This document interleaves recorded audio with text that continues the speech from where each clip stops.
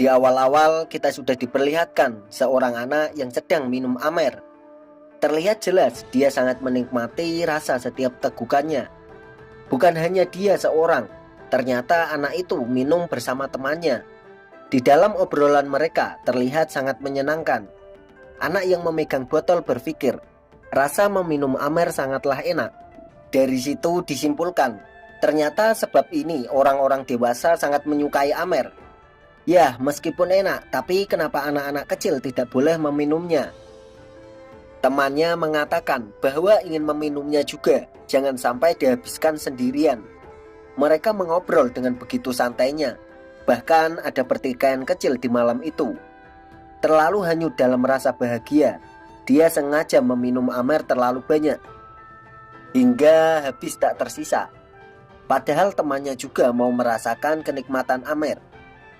Itu membuatnya sebal. Dasar pelit, bahkan satu tetes pun gak disisain. Kau mencurinya seakan-akan mau membaginya denganku, tapi malah diminum sendirian. Itu sangat tidak adil. Isinya tadi cuman ada buat seteguk. Sebagai gantinya kau boleh mengambil botol itu. Elaknya yang tak mau membagikan amer itu. Ternyata itu semua halusinasi dari pendekar tombak yang mengingat momen-momen indah bersama sahabatnya. Secara tidak sadar dia mengucapkan beberapa kata yang intinya ingin mengulang kejadian itu lagi. Di sisi lain, makhluk aneh itu sangat senang. Dia menyeringai kegirangan karena skill ilusinya bekerja dengan baik. Di dalam ilusi itu akan menghanyutkan seseorang dengan hayalan-hayalan indah masa lalunya. Makhluk itu pun berkata, mereka akan melihat tubuh mereka yang tercabik-cabik. Karena dengan begitu halusinasi itu akan lenyap. Memang tak banyak orang yang berhasil melepaskan diri dari skill ini. Karena ini jurang yang terlalu indah untuk mereka lepaskan. Jadi saat ini keadaan benar-benar dipegang oleh makhluk itu. Sambil terus mendekati pendekar pedang dan bira, makhluk itu masih mengolok-ngolok mereka. Kalian akan mati sambil merasakan putus asa dan rasa malu, karena kalian adalah makhluk lemah yang tak berguna di hadapanku. Lebih baik jika kalian mati dengan cara seperti ini, maka penderitaan selama hidup kalian akan berakhir. Tapi ada hal yang membuat makhluk itu sangat panik. Dikala cercahannya, dia dihentikan oleh bira yang ingin bertanya sesuatu terlebih dahulu. Ya, seperti petir di siang bolong, makhluk itu tak mampu berkata-kata karena seorang anak kecil mampu melepaskan ilusinya yang dikenal sangat kuat itu. Dia berkata dalam hatinya, apa-apaan dengan bocah ini? Dia yakin tadi dia telah jatuh dalam halusinasi yang dia buat. Apakah ini sebuah ketidaksengajaan atau memang sebuah kenyataan? Saat ini berbagai pertanyaan terlintas di pikirannya. Dengan tiba-tiba, Bira berteriak kepada pendekar tombak. Karena kejadian sebelumnya dia tidak bisa menerimanya. Dengan polos, Bira berkata kepada pendekar itu, tidak boleh menghancurkan kendi orang lain seenaknya. Itu merupakan perbuatan yang tidak baik. Saat itu juga makhluk tersebut kaget dengan perbuatan Bira. Karena itu akan menyadarkan pendekar tombak. Kembali ke Bira yang masih ngomel-ngomel. Karena mentang-mentang sudah dewasa, dia boleh berbuat seenaknya. Kali ini dia berusaha menghentikan aksi bocah polos di depannya. Karena bisa repot jika pendekar tombak sadar dan rencananya gagal total. Bira tak memperdulikan larangan dari monster itu. Bagaimanapun dia memegang teguh pendiriannya untuk meminta pendekar tombak cepat sadar dan meminta maaf pada makhluk di depannya. Memang pada dasarnya Bira adalah anak yang polos. Jika menurutnya salah, maka hal yang harus dilakukan adalah meminta maaf. Itulah prinsip yang diajarkan kakeknya dulu. Secara perlahan, pendekar tombak mulai tersadar dari halusinasinya. Di momen itu mereka berdua sangat kaget dengan keadaan saat ini. Nah, paman ini sudah sadar. Kalau begitu, apakah aku boleh meminjam kendinya satu? Sebelum menyelesaikan kata-katanya, dengan refleks Bira didorong ke belakang oleh pendekar tombak. Karena dia menganggapnya sebagai anak kecil yang polos. Bagaimanapun sebagai seorang pendekar, dia berusaha untuk melindungi Bira. Ya, meskipun dia harus kerepotan untuk bertarung dan melindungi seseorang. Bahkan lawannya kali ini cukup merepotkan untuknya. Setelahnya dia benar-benar bersiap untuk bertarung lagi. Akan kubuat kau menyesal karena sudah sadar, ucapnya yang sudah melesat untuk menyerang pendekar tombak. Tak mau kalah dengan lawannya, dia juga melepaskan serangan yang kuat ke depan. Meskipun dia sudah kelelahan, tapi serangannya masih sangat kuat. Benar saja, serangan itu mampu memotong salah satu kaki lawannya. Bagaimanapun jika mengadu kekuatan dari depan, pendekar tombak akan lebih diuntungkan. Karena itulah ciri khasnya saat bertarung. Sedangkan untuk makhluk itu mempunyai kelebihan di skill-skill uniknya yang mendukungnya untuk memenangkan pertarungan dengan cara mengecoh dan menyudutkan lawannya. Makhluk itu terhempas beberapa meter ke belakang karena serangan yang diterimanya cukup kuat. Kembali ke Bira yang sangat panik karena melihat kejadian mengerikan di depan matanya. Dengan susah payah makhluk itu menyetabilkan tubuhnya yang terhempas dan mendarat di atas batu. Dia benar-benar telah naik pitam karena ulah pendekar itu. Dengan tatapan tajam yang dipancarkan, dia mengumpat, "Dasar lalat busuk, berani-beraninya kau menyerangku begini. Baiklah, kejadian ini tidak akan kulupakan selama kau belum mati di tanganku dengan penderitaan yang pantas." Tapi pendekar tombak tidak memperdulikan provokasi dari lawan. Fokusnya hanya kepada Bira. Dia bertanya kepada anak di belakangnya, kenapa masih di sini? Bukannya dia harus cepat pergi? Karena ini bukan tempat untuk anak kecil sepertinya. Setelahnya dia terhuyung jatuh karena tak bisa menahan tubuhnya yang kelelahan. Bira yang tidak mengetahui kondisi pendekar tombak hanya kaget. Kenapa dia tiba-tiba jatuh begitu? Setahunya dia yang berhasil melukai makhluk itu. Bira benar-benar bingung dengan situasi saat ini. Mau menolong yang mana terlebih dahulu? Apakah makhluk aneh yang kesakitan karena kakinya terpotong? Atau pendekar tombak yang kelihatannya sangat pucat? Jika memikirkan hal ini akan membuatnya sangat pusing. Pendekar tombak mengira apakah ini gara-gara racun yang telah menjalar cukup jauh di dalam tubuhnya hingga badannya terasa lemas. Di dalam hatinya, Bira berkata sebaiknya dia segera pergi dari tempat ini. Seperti yang dikatakan pendekar tombak, dirasa bisa celaka kalau di sini terus. Dia juga tidak ingin ikut campur urusan orang-orang dewasa di depannya. Kembali ke makhluk itu yang lagi-lagi memprovokasi pendekar tombak. Dia menyuruh untuk meronta sekuat tenaga. Dengan begitu, lebih memuaskan melihatnya mati dengan penuh penderitaan. Tapi secara perlahan, Bira mau meninggalkan tempat itu secepatnya. Dilanjut makhluk itu yang mengeluarkan seruling dari dalam hidungnya. Entah skill apa lagi yang akan dia pakai. Lalu dia meniupnya dengan sangat keras. Dengan begitu kendi-kendi yang berada di sekitar sana mulai bereaksi dan terbuka dengan sendirinya. Aksi Bira yang mau kabur harus terhenti karena hal itu. Seketika mereka berdua sangat panik karena merasakan sesuatu yang buruk akan terjadi pada mereka. Makhluk itu masih memainkan serulingnya terus-menerus. Benar sekali, ular-ular di dalam kendi keluar dan membentuk gelombang besar yang menjuat ke atas.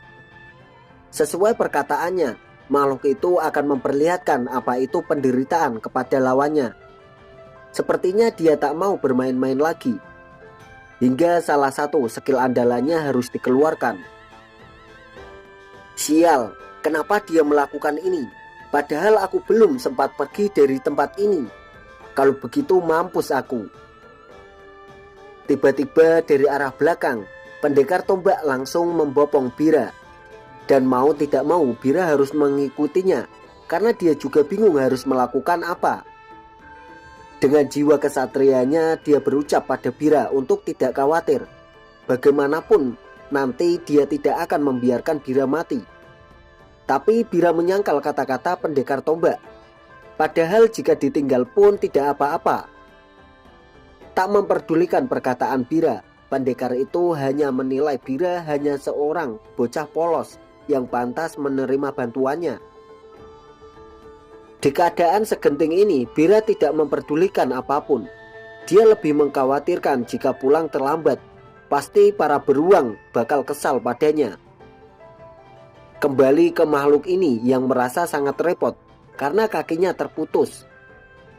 Dia berniat menumbuhkan kakinya lagi dengan kemampuan regenerasi yang dia miliki. Secara perlahan kakinya mulai tumbuh dengan gumpalan-gumpalan daging yang menggeliat.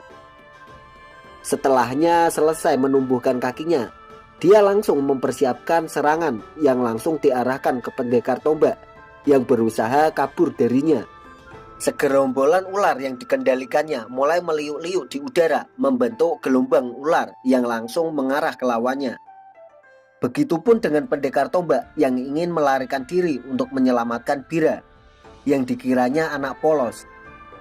Bira berpikir akan pura-pura pingsan saja, karena tak mau terlibat lebih jauh lagi. Tapi perbuatannya malah menjadikan pendekar tombak semakin khawatir, karena dia mengira Bira juga terkena racun dari ular itu. Meskipun harus mati saat ini, pendekar itu akan berusaha menyelamatkan bocah yang dibopongnya. Dalam aktingnya yang pura-pura pingsan, Bira juga akan mencari kesempatan buat kabur. Gerombolan ular sudah mulai mendekatinya. Dia pun berniat untuk menghancurkan ular-ular yang datang padanya. Meskipun dengan satu tangan untuk mengayunkan tombaknya, dia berusaha mati-matian untuk membunuh semua ular di depannya. Dia tak mau kecolongan seperti di perjalanan tadi yang menyebabkan dia terkena racun ini, serta membuat jalan untuk kabur. Pendekar itu berteriak ke Bira untuk bertanya dan menyadarkannya apakah dia masih baik-baik saja. Sepertinya Bira benar-benar cuek bahwa dia berpikiran untuk membawa ular-ular ini untuk makanan para beruang. Tapi dia mengira bahwa beruang-beruang itu pasti mengeluh karena rasanya tidak enak. Dengan kesadarannya yang mulai memudar karena racun di tubuh mulai bereaksi lagi, tapi dia masih sempat-sempatnya berkata akan membawa Bira ke tabib. Dan akhirnya mereka berdua jatuh ke sungai karena pendekar tombak telah pingsan. Di situ Bira sangat panik karena masih di dalam pelukan pendekar itu dan ikut terjebur ke sungai. Sampai-sampai kepala mereka tenggelam di air. Namun berkat itu, kesadaran pendekar tombak kembali. Entah bagaimana keadaan bisa begini, dia berusaha untuk menjaga kesadarannya kembali. Dia sangat bersyukur masih bisa membuka matanya, lalu bergegas untuk berdiri. Tapi Bira masih melakukan aktingnya dengan sempurna, walaupun harus menahan nafasnya saat di dalam air dan terengah-engah setelahnya. Sialnya, kesempatan yang buruk ini dimanfaatkan makhluk itu untuk menyerangnya. Bagaimanapun dia tidak akan melepaskan pendekar tombak dengan mudah. Senjata Trisula sudah disiapkannya untuk menusuk lawannya yang sudah pasrah. Namun tiba-tiba Trisula itu hancur sebelum mengenai pendekar tombak dan Bira. Padahal di sana terlihat tidak ada perlawanan, bahkan serangan balik dari lawannya. Entah bagaimana hal aneh seperti itu bisa terjadi. Setelahnya disusul dengan ledakan energi yang begitu besar dari arah bawah, sampai-sampai menghempaskan makhluk itu, dan seketika membunuh ular-ular yang berada di sekitar sana. Bisa dipastikan energi itu sangatlah kuat. Kembali ke makhluk biru yang terhempas dan mendarat di atas batu dengan kerasnya. Sepertinya hal itu sangat menyakitkan untuknya. Pendekar tombak pun sangat kaget melihat lawannya yang kesakitan di belakang sana. Di benaknya muncul berbagai pertanyaan, karena dia tidak memberikan serangan apapun. Dia hanya memasang badan untuk melindungi anak yang digendongnya. Kejadian aneh ini bisa dipikirkan nanti, karena sekarang masih ada hal penting yang harus dia lakukan. Dilanjutkan, pendekar itu yang sangat panik melihat ekspresi Bira yang terengah-engah karena habis menahan napas di dalam air. Dikiranya keadaan Bira sangatlah mengkhawatirkan karena racun di tubuhnya. Dia terus mencoba menyadarkan Bira dengan cara menepuk-nepuk pipinya. Bagaimanapun dia tidak mau membiarkan Bira mati di sana. Bisa-bisa itu menjadi penyesalan seumur hidup karena tak mampu menyelamatkan bocah. Setelahnya dia memutuskan untuk pergi dari tempat ini dan mencari tabib di pemukiman terdekat. Makhluk itu yang masih tak percaya dengan senjata kesayangannya bisa hancur karena hal yang tidak bisa diketahui.